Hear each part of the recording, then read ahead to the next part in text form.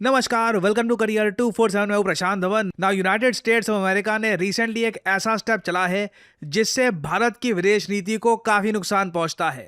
USA ने international Solar alliance जो भारत और फ्रांस ने मिलकर लॉन्च किया था, जिसके हेडक्वार्टर्स आपको मिलेंगे भारत के गुरुग्राम में, इस ग्रुप को छोड़ दिया है। कोई रीजन नहीं है, कोई लॉजिक नहीं है। इंटरनेशनल सोलर अलायंस एक बहुत ही इंपॉर्टेंट ग्रुप है सोलर एनर्जी को प्रमोट करने के लिए। भारत ने धीरे धीरे करके इस ग्रुप को प्रमोट किया, बहुत से कंट्रीज ने इस ग्रुप को ज्वाइन किया। ना सिर्फ भारत ने, फ्रांस ने भी इस ग्रुप को प्रमोट किया। और अब अचानक से यूएस कह रहा है कि ऐसे जो यूजलेस और वेस्टफुल जो ग्रुप्स हैं, इनका पार्ट यूएस को नहीं बनना और हम ये सब ग्रुप्स छोड़ रहे हैं। इनमें इंटरनेशनल सोलर अलायंस भी आता है। इधर आप देख पाओगे, US leaves India headquartered international Solar alliance after Trump order. ये ऑर्डर डायरेक्टली डोनाल्ड ट्रंप की तरफ से आया है। ट्रंप ने देखा होगा कि 66 जो ये इंस्टीट्यूशंस हैं, इनमें इंटरनेशनल सोलर अलायंस भी आता है, जिसके बारे में काफी बार पीएम मोदी ट्रंप के सामने मेंशन कर चुके हैं। और यहां पे आप देख पाओगे, यूएसए के विदेश मंत्री मार्को रूबियो ये ट्वीट करते हैं कि आज यूएस प्रेसिडेंट डोनाल्ड ट्रंप ने अनाउंस किया है कि यूएस छोड़ रहा है 66 anti American international Solar alliance. ये एंटी अमेरिकन कहां से हो गई? ये साफ लग रहा है आज के समय जो ट्रंप की सरकार के लोग हैं, ये बस भारत के साथ रिलेशंस खराब करना चाहते हैं, मौके ढूंढ रहे हैं कहां पे रिलेशन थोड़े और खराब कर दे, कहां पे कुछ एक और स्टेप ले जहां पे रिलेशंस और खराब हो जाएं। भारत यहां पे कमाल का धैर्य दिखा रहा है, क्योंकि अगेन यहां पे आपको समझना होगा, यूएस एक बहुत ही डायनामिक कंट्री है। वहाँ पे जो बड़ी कॉरपोरेशंस है, बड़ी कंपनियां हैं, उनको पता है कि भारत की ग्रोथ रेट बहुत ज़्यादा रहने वाली है। वो भारत पे निवेश करना चाहते हैं, चाहे गूगल हो, माइक्रोसॉफ्ट हो, बिलियंस की इन्वेस्टमेंट ये लोग करना चाहते हैं। ब्लैक रॉक आप अगर देखें तो यूएसए का जो सबसे बड़ा इन्वेस्टर हाउस है, ये भारत में पार्टनरशिप्स कर रहा है जियो के साथ। बिलियंस ऑफ डॉलर्स की पार्टनरशिप इंडिया यूएस के बीच में हो रही है। वो नेचुरल है, वो ऑर्गेनिक तरीके से अपने आप ही होता रहेगा, क्योंकि अमेरिकन कंपनियां अपने आप अट्रैक्ट होती है जहां पे ग्रोथ है।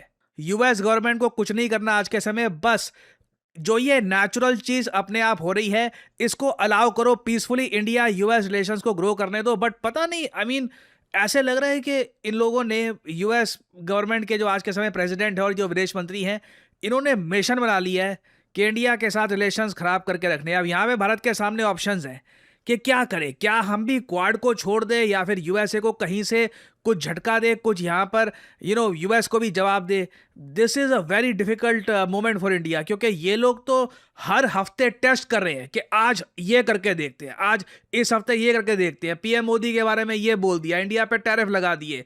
अब इंटरनेशनल सोलर अलायंस, जहां पर 120 से ज्यादा देश थे, जापान, ऑस्ट्रेलिया, आई मीन कई ऐसे कंट्री भी यहाँ पे आपको मिलेंगे आईएसए में, जिनके भारत के साथ रिलेशंस कुछ ज़्यादा अच्छे नहीं है, but still they are members of ISA. उसको आप ये बोल दो कि ये एंटी अमेरिकन है, यूजलेस है और वेस्टफुल इंटरनेशनल संगठन है। और नीचे जो ऑफिशियल डॉक्यूमेंट है, वहां पर भी यहाँ पे इन्होंने यही वर्ड यूज किया है कि ये हार्मफुल इंटरनेशनल ऑर्गेनाइजेशंस जो हैं, उनका पार्ट है। और यहां पे आप लोग देख पाओगे, ये सब देश मेंबर्स हैं इंटरनेशनल सोलर अलायंस के। ना एक बार को आप यहां पर ये भी कह सकते हैं कि डोनाल्ड ट्रंप दो देशों के पीछे पड़े हैं आज के समय, एक फ्रांस और दूसरा भारत।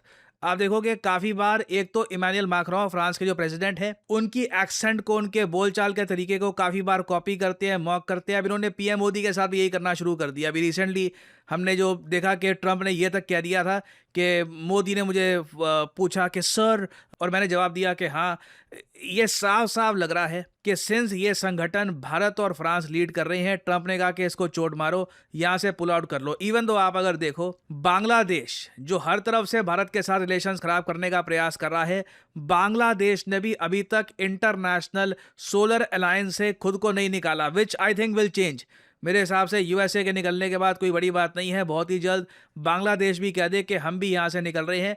और इससे देखिए, ओवरऑल एक ग्रोइंग संगठन जो है इसको कहीं ना कहीं चोट पहुंचती है, इसके मोमेंटम को चोट पहुंचती है। और बाकी जो कई कंट्रीज हैं इनकी पार्टिसिपेशन अब हो सकता है कि पहले से कम हो, या फिर वो इतना ज़्यादा एंथुजियास्टिकली यहाँ पर पार्टिसिपेट ना करे। This can very much happen unless, मुझे यहाँ पर बोलना पड़ेगा कि भारत खुद इंटरनेशनल सोलर अलायंस में फ्रांस के साथ मिलकर कुछ पैसा नहीं डालता, कुछ एक इनिशिएटिव हम लोग खुद स्टार्ट नहीं करते।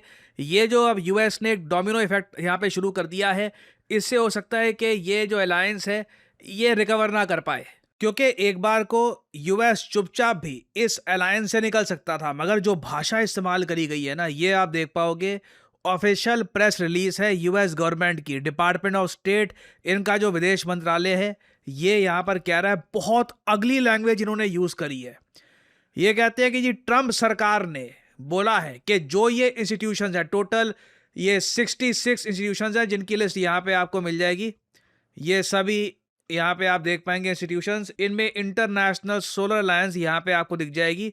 इसके बारे में ये लिखा है कि ट्रंप एडमिनिस्ट्रेशन के हिसाब से ये इंस्टीट्यूशंस रिडंडेंट थे, मिसमैनेज थे, अननेसेसरी थे, इनकी आवश्यकता नहीं है, वेस्टफुल थे, खराब तरीके से चलाए जा रहे थे। और सबसे अगली बात, captured by the interest of actors advancing their own agendas contrary to our own. मतलब कि यहाँ पर ये जो ग्रुप्स हैं, ये ऐसे एक्टर्स चला रहे थे जो खुद का अपना एजेंडा आगे फॉरवर्ड कर रहे थे, ना कि अमेरिकन एजेंडा के हिसाब से चल रहे थे। और आगे तो ये भी कह दिया है, और a threat to our sovereignty, International Solar Alliance headquartered in Gurgaon, threat to American sovereignty, कुछ भी बोली जा रहे हैं, मतलब फ्रीडम एंड जनरल प्रॉस्पेरिटी। आगे कहते हैं प्रेसिडेंट ट्रंप बिल्कुल क्लियर है, it is no longer acceptable to be sending these institutions the blood, sweat and treasure of the American people with little to nothing to show for it। अब एक बार यहाँ पे आप कह सकते हैं कि अपने आप ही इन्होंने ये सब बातें बता दी है कि बिलियंस ऑफ डॉलर्स का जो टैक्स पेयर मनी है ये जा रहा था इन सब इंस्टीट्यूशंस में। आईएसए को यूएसए का कुछ पैसा खास कभी कुछ मिला ही नहीं है, ठीक है। कुछ एक बहुत ही एक आप कह लो बेसिक सी एक जो आप कुछ कंट्रीब्यूशन की अगर हम बात करें वो मे भी हुई हो, बट उसके अलावा कुछ कभी खास यूएसए ने पैसा दिया नहीं आईएसए को। और इंटरेस्टिंगली यूएसए ने इंटरनेशनल सोलर अलायंस को ज्वाइन ही किया था साल 2021 में। और अब अचानक से ये बोल करके कि ये देखिए हमारी कंट्री के लिए थ्रेट है, वेस्टफुल है, बेकार है, मतलब जो नेगेटिव चीज आप सोच सकते हो ना वो बोलकर छोड़ा है ये अलायंस। अब इसके आगे क्वेश्चन यहाँ पर ये आता है कि यूएस क्या सच में पैसे बचाने का प्रयास कर रहा है क्या? क्या जो वो इलॉन मस्क के अंडर जो डोजी करने का प्रयास किया गया था कि यूएस गवर्नमेंट एक्सपेंडिचर कम किया जाएगा, क्या कुछ उसी के अंडर ये काम किया जा रहा है? तो इसका आंसर है नहीं। देखिए, इलॉन मस्क ने प्रयास किया यूएस गवर्नमेंट का खर्चा कम करने का, मगर बात नहीं बन रही। डोनाल्ड ट्रंप ने अब अलग रास्ता चुना है। डोनाल्ड ट्रंप ने रिसेंटली अनाउंस किया है कि यूएसए के मिलिट्री बजट को $1 ट्रिलियन नहीं 1.5 ट्रिलियन यूएस डॉलर्स का करना होगा। भारत का डिफेंस बजट मैं अभी भी रिपीट करूंगा, कब से बोलता आया हूं, $100 बिलियन भी नहीं है। और यूएस क्लियरली यहाँ पे सारे अपने एक्स्ट्रा एक्सपेंडिचर खत्म करके ये सिंपली एक ऐसी मिलिट्री बनाना चाहते हैं जो बहुत सारी वॉर्स में साइमल्टेनियसली पार्टिसिपेट कर पाए। जो लोग पूछते हैं ना कि यूएस डॉलर की वैल्यू क्या है, यूएस डॉलर के पीछे है क्या, ट्रंप यूएस डॉलर के पीछे पूरी यूएस मिलिट्री खड़ी कर देंगे और फिर बोलेंगे कि ये है यूएस डॉलर की ताकत। कोई अगर पूछता है कि what backs the US dollar, तो डॉलर के पीछे 1.5 ट्रिलियन डॉलर की मिलिट्री खड़ी है। और ऑनेस्टली जिस तरीके से ट्रंप ऑपरेट कर रहे हैं, मैं सरप्राइज नहीं होऊंगा कि हमारे क्वाड छोड़ने से पहले ट्रंप ही बोल दे कि क्या है ये क्वाड, इसमें होता क्या है, ना कोई मिलिट्री एंगल है ना कुछ है, बस मिल लो साल में एक बार, ऐसे ही एक समिट सा हो जाए कुछ एक। इसे आज तक क्वाड की एक सैटेलाइट लॉन्च नहीं हुई, कोई बड़ी बात नहीं है, इंडिया से पहले यूएसए ही क्वाड से निकल ले। ऑलरेडी आप अगर देखो क्वाड की इंपॉर्टेंस बहुत कम कर रखी है ट्रंप ने। 2025 में क्वाड की एक प्रॉपर कोई मीटिंग भी नहीं हुई है।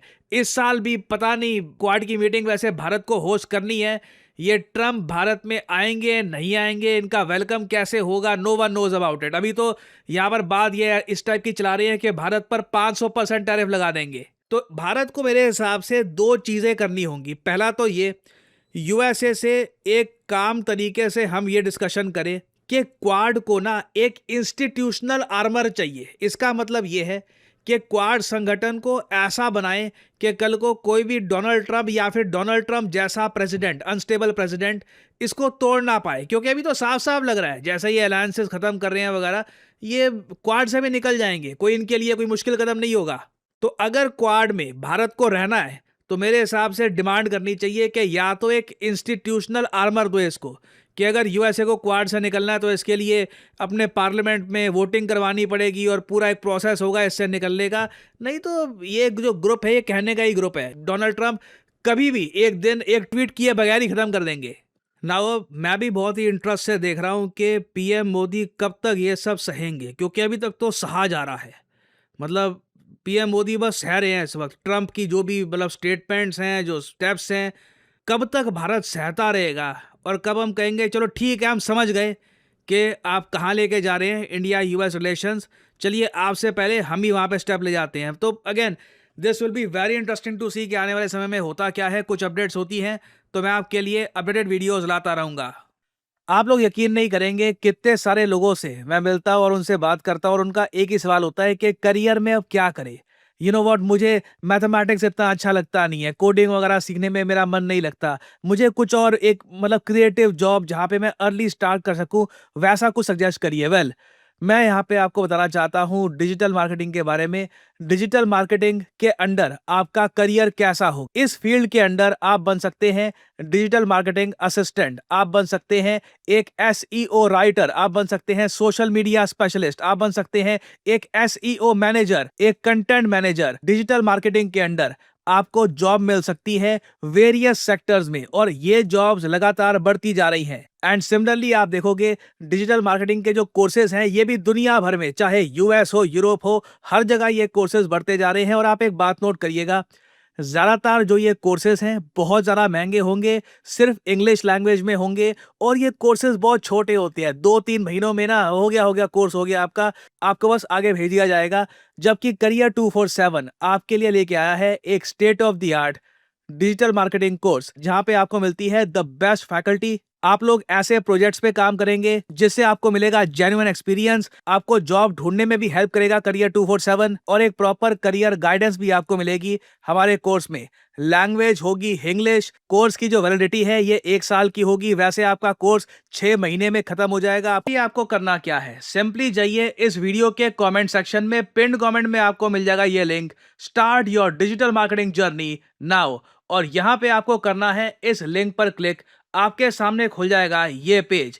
इधर अपना नाम, ईमेल आईडी, फोन नंबर और ऑब्वियसली डिस्काउंट कोड यहाँ पे डाल देना PD10, ताकि जो प्राइस है इस कोर्स का इससे बहुत ज्यादा कम प्राइस में आपको ये कोर्स मिले। अगर आप कोड डालना भूल जाओगे तो प्राइसेस आपको काफी इंक्रीज मिलेंगे यहाँ पर। So always enter the code PD10 and simply apply, that's all I am saying, simply apply. Career 247 की तरफ से कंसल्टेंट आपको कॉल करेंगे, आप बात कर सकते हैं, जानकारी और ज़्यादा प्राप्त कर सकते हैं और आप स्टार्ट कर सकते हैं अपनी journey in the world of digital marketing. और याद रखिएगा, this is not just digital marketing, this is digital marketing with generative AI। So इसी नोट के साथ यह वीडियो का अंत। Thank you for listening and as I always say, may the gods watch over you.